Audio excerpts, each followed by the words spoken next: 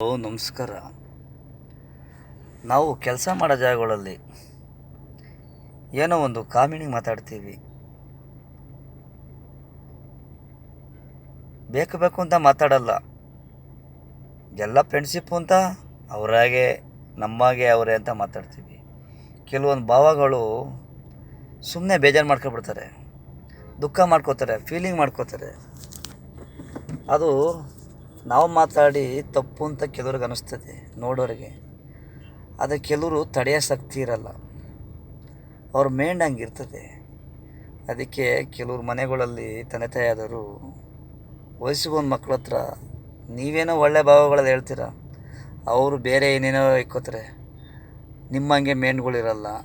ಹಾಗೆ ಪ್ರತಿಯೊಂದು ಕೆಲಸ ಮಾಡೋ ಜಾಗಗಳಲ್ಲಿ ನಾವು ಪ್ರೀತಿ ಇಟ್ಕೊಂಡಿರ್ತೀವಿ, ಅದು ಅವ್ರಿಗೆ ಅರ್ಥ ಆಗಲ್ಲ.